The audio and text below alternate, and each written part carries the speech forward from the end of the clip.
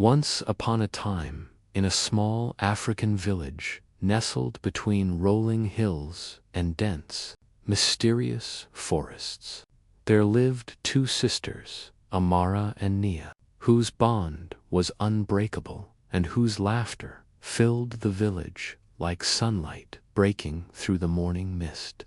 The villagers often whispered warnings about the forest that bordered their home, calling it the Whispering Forest, a place where the trees seemed to talk and shadows moved with a mind of their own. "Never enter after sunset," elders would say, their voices trembling, "or it will take what your heart holds most dear." But the sisters, driven by curiosity and a daring spirit, had never truly feared the tales. They found them thrilling, almost like invitations to discover something magical. One evening, as the golden sun melted into the horizon, painting the sky in fiery oranges and deep purples, Nia suddenly stopped near the edge of the forest, staring intently into the darkening trees. Her eyes reflected the flickering light of something unseen, and she whispered, almost too softly to hear, "It's calling my name." Amara's heart thudded in her chest as she took her sister's hand, feeling the shiver that ran through her own body. "Naya, we shouldn't," she began, but the sound of faint singing floated through the air, ethereal and haunting, tugging at memories they didn't know they had. Compelled by a force neither could resist, the sisters stepped into the forest, the thick canopy swallowing them in shadow, the ground soft with fallen leaves and the scent of damp earth.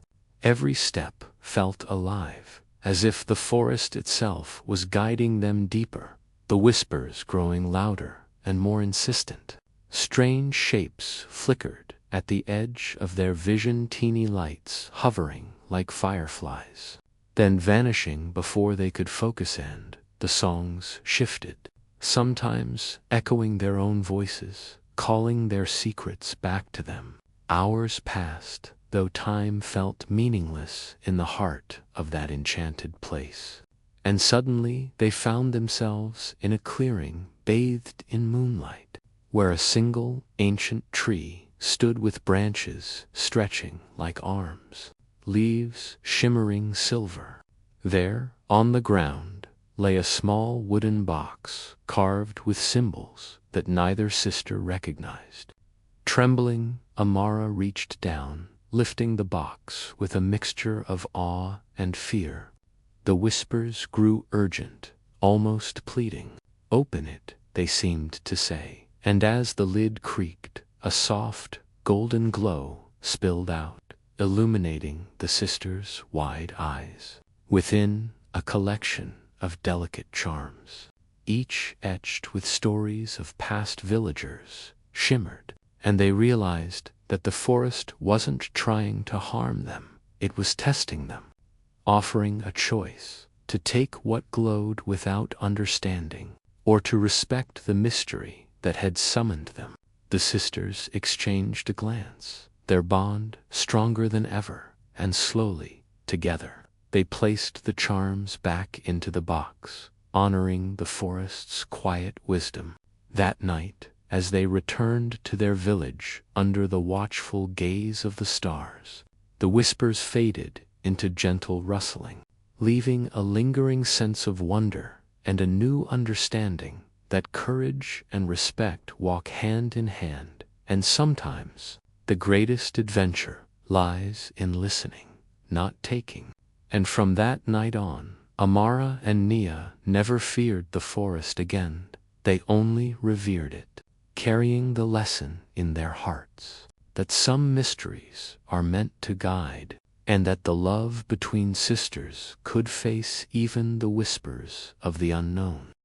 After their terrifying encounter at the abandoned factory, Amara and Nia thought they had escaped the danger, but the city seemed to have other plans. The streets that once felt familiar now twisted into shadows, every corner hiding a secret threat. The next evening, as the sun dipped and the neon signs flickered to life, Nia insisted on taking a shortcut through a narrow alley to reach home faster.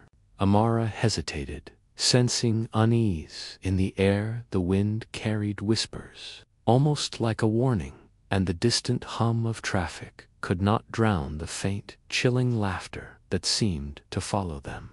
Halfway down the alley, a dark figure emerged from the shadows, moving with unnatural speed, yet strangely silent.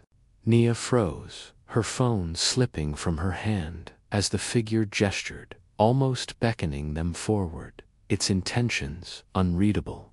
Amara pulled her sister close, whispering, "Don't let it separate us." But the figure advanced, and the streetlights flickered, casting long, distorted shadows that made it impossible to tell where danger lay. Panic surged. Yet Amara remembered the notebook's warning from the factory. Only together can you survive.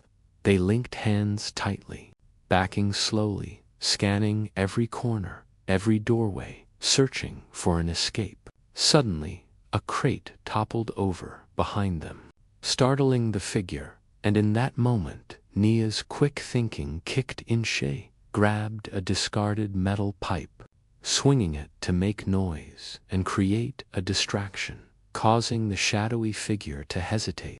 Using the moment, Amara pulled Nia toward a side door marked with graffiti, pushing it open into a dimly lit stairwell that led to the street above. The figure didn't follow, but its presence lingered in their minds, a reminder that danger could strike when least expected.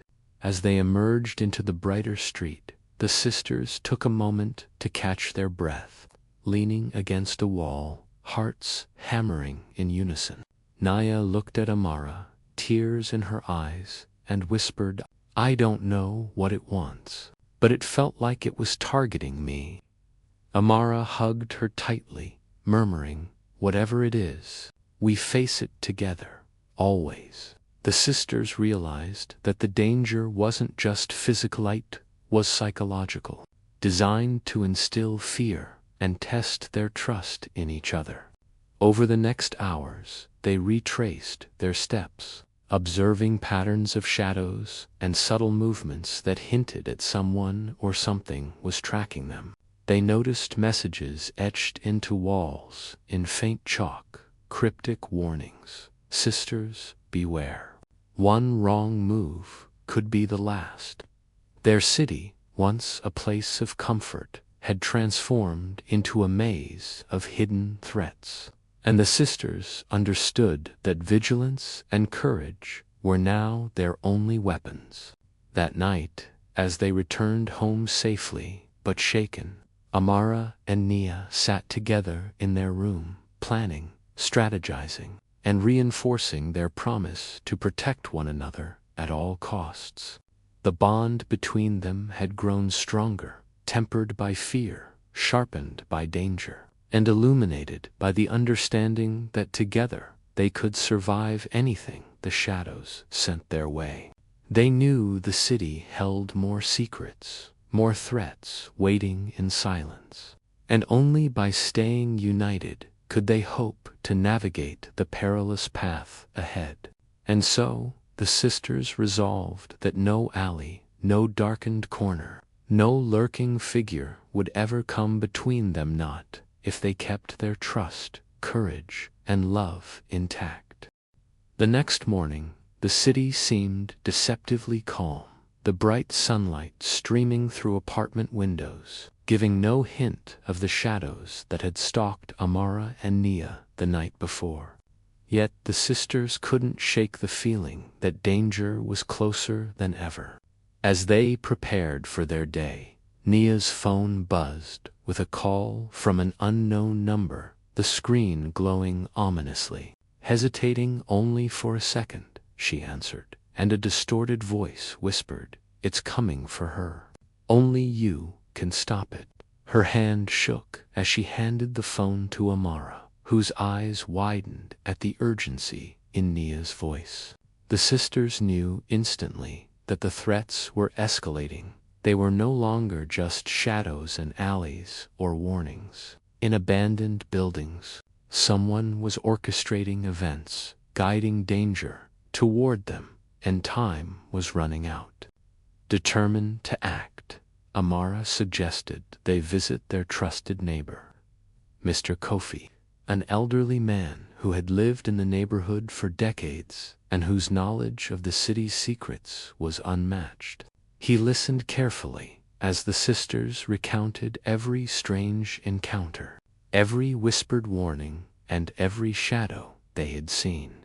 Mr. Kofi's brow furrowed, and he handed them a small pendant, saying, "This belonged to my sister.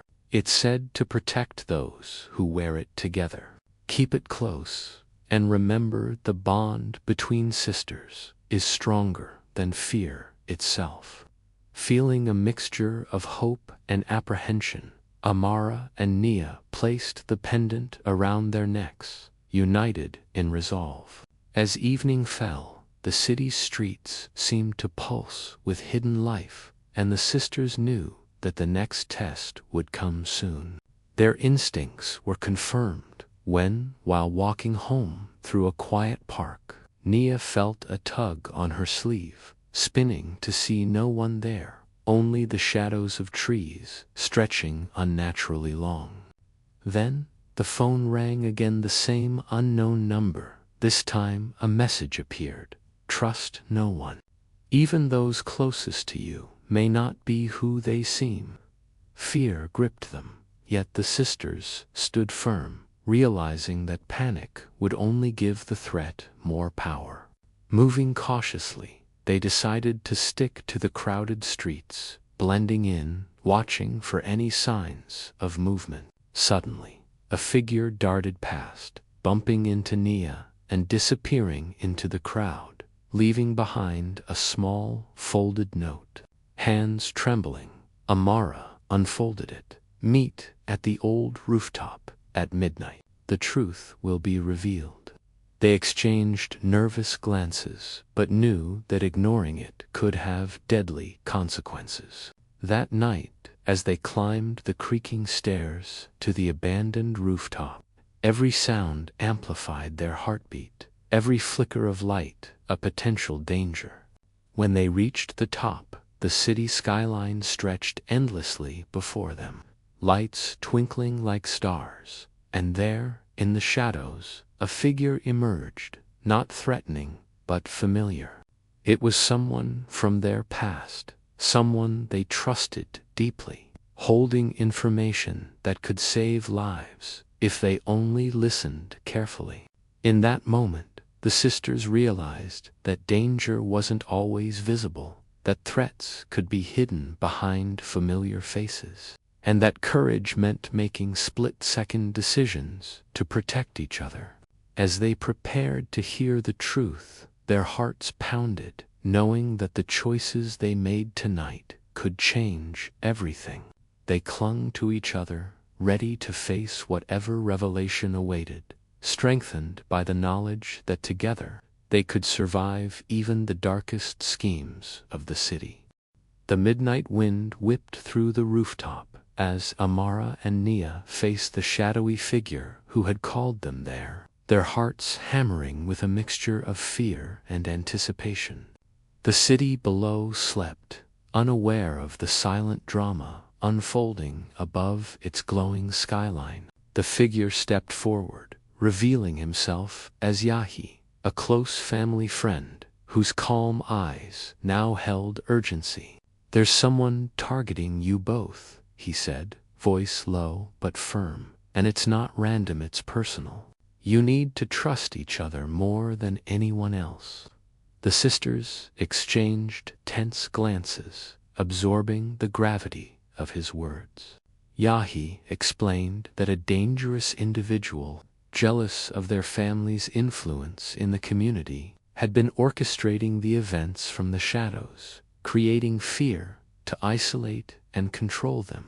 Every call, every shadow, every alley encounter was carefully planned to weaken their bond. And now the threat was growing bolder. As the sisters listened, fear coiled in their stomachs, but Yahi handed them a small envelope containing photos, messages, and clues that mapped the assailants' patterns. The revelation was chilling. Someone they had seen every day, someone they trusted, had been manipulating events to get closer to them. Nia's hand trembled as she traced the edges of the photos, realizing that even casual acquaintances could be part of a dangerous web. "We can't panic," Amara said firmly, clutching her sister's hand. "We face this together." With Yahi guiding them, the sisters devised a plan. They would monitor suspicious activity while maintaining normal routines, never letting fear dictate their actions, and always protecting each other first. But as they descended from the rooftop, the first warning came: a faint sound of footsteps behind them, quick and deliberate, yet vanishing whenever they turned to look. Their senses sharpened, every shadow now a potential threat, every flicker of movement a signal to act. Back in their apartment, they set up a system to alert each other immediately. Texts, signals, even a small whistle that could be heard across rooms. That night, as they lay in their beds, sleep felt impossible. But the pendant around their necks glimmered faintly in the moonlight, a symbol of their bond and the courage that would carry them through the coming trials. By morning, they were exhausted but determined, knowing that the knowledge gained on the rooftop had given them an edge. The city was no longer a random landscape of danger, it was a game board, and every move required careful thought. As they left the apartment to face the day, Amara whispered, "We survive this because we have each other. Nothing else matters." Nia nodded, feeling the weight of fear tempered by the strength of sisterhood, understanding finally that courage wasn't the absence of fear, but the choice to act despite it. And in that moment, as the city bustled around them, unaware of the unseen dangers, the sisters felt ready not just to survive, but to fight back intelligently, united and unwavering, knowing that their lives and each other depended on their trust, awareness. The city's night air felt heavier than usual as Amara and Nia moved cautiously through the familiar streets, each shadow now a possible threat, each sound magnified by tension. Guided by the clues Yahi had given them on the rooftop, they were following a trail that led to the outskirts of the city, where old warehouses and empty lots offered perfect hiding places for someone intent on causing harm. Nia's phone buzzed repeatedly with cryptic messages, directing them to a seemingly abandoned warehouse. But the sisters trusted nothing. Blindly, they knew this could easily be a trap. As they approached the structure, the flickering streetlights cast long, distorted shadows, making the building appear alive, watching, waiting. Amara tightened her grip on Nia's hand, whispering, "Stay close. Whatever happens, we face it together." Inside, the warehouse was a maze of crates, rusted machinery, and broken glass, every corner hiding potential danger. The faint sound of footsteps echoed through the cavernous space, though no one was in sight. Suddenly, a door slammed shut behind them, plunging the room into near darkness. Panic threatened to take hold, but the sisters focused on their bond. Remembering the pendant Yahi had given them, a symbol of trust, courage, and protection. A faint glow emanated from the pendant, illuminating the immediate area just enough to reveal a figure lurking in the shadows. It was the assailant, someone they had trusted whose jealousy and greed had led to this dangerous pursuit. "You shouldn't have come here," the figure hissed, stepping forward with a menacing grin, brandishing a weapon. Amara and Nia froze for a split second, hearts racing. But instinct took over. Nia grabbed a loose metal pipe from the floor, while Amara flung a small bag of sand into the attacker's face, creating a momentary distraction. They bolted toward a side exit, weaving between crates and dodging debris, adrenaline fueling their speed and focus. The attacker pursued, but every move the sisters made was synchronized. Years of growing up together had built an unspoken understanding, a rhythm that allowed them to anticipate each other's actions perfectly. Reaching the exit, they tumbled out into the cool night air, gasping for breath, hearts pounding but alive. From a safe distance, they watched as the figure hesitated at the doorway, unable to follow without revealing himself to the crowd on the nearby streets. Amara and Nia exchanged a look of relief, mixed with lingering fear. They had survived the trap, but they knew the danger was far from over. The city lights now seemed less friendly, more like a labyrinth filled with potential threats. But the sisters understood one unbreakable truth: together they could face anything. As they walked home under the watchful glow of streetlights, Nia whispered, "We survived because we trusted each other. And that's stronger than anything he can do." Amara nodded, feeling the weight of that realization, knowing that courage, quick thinking, and the bond between sisters could turn even the most terrifying situation into survival. That night, as they returned home, exhausted but unbroken, they vowed to remain vigilant, to protect each other, no matter the cost, and to never underestimate the power of unity when facing danger. The city was unusually quiet that night, the streets bathed in the pale glow of streetlights that seemed to exaggerate every shadow, every movement. Amara and Nia knew the final confrontation with their pursuer was inevitable. The clues, the traps, and the relentless threats had all led to this moment. Armed with courage, their pendant glowing faintly, and a deep, unshakable trust in each other, they approached the rooftop of the tallest building in their neighborhood, where the assailant had instructed them to meet. Their hearts pounded with anticipation. Yet a strange calm settled over them. The knowledge that together they could survive anything gave them strength. As they stepped onto the roof, the wind whipping through their hair, the figure emerged from the shadows, unmistakably the person who had orchestrated so much fear and danger in their lives. "You should have stayed home," he sneered, the malicious grin on his face twisted by frustration at seeing their courage. Amara and Nia stood side by side, their eyes locked on the figure, refusing to let fear control them. Nia whispered, "We are stronger together," and in that instant, a wave of determination surged through both sisters. The confrontation escalated quickly. The assailant lunged, but the sisters' coordination, honed through years of shared experiences and recent trial, allowed them to dodge, block, and counter each move. Using the environment to their advantage, they maneuvered across the rooftop, careful not to fall or give their enemy the upper hand. At a critical moment, Amara grabbed a rope tied to a nearby antenna, swinging to distract the assailant, while Nia used a nearby metal rod to force him back.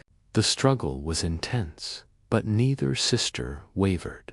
The trust they had in each other acted like an invisible shield, turning fear into action and despair into strategy. Finally, the assailant stumbled, trapped between the sisters' coordinated efforts and the edge of the rooftop, realizing too late that his plan had failed. Amara and Nia didn't celebrate. Instead, they restrained him and called the authorities, ensuring that justice would be served while preserving their safety. Standing together on the rooftop, the city stretched endlessly beneath them, lights twinkling like stars, and for the first time in days, a profound sense of relief washed over them. They understood that danger could appear in any form, but courage, unity, and trust were stronger than any threat. Nia held the glowing pendant in her hand, smiling at Amara, who returned the look with equal warmth. "We did it," Nia whispered softly.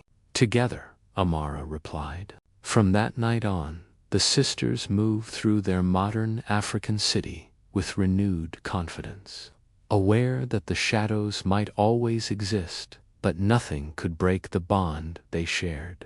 They had faced deception, fear, and life-threatening danger, yet they had emerged stronger, wiser, and more united than ever.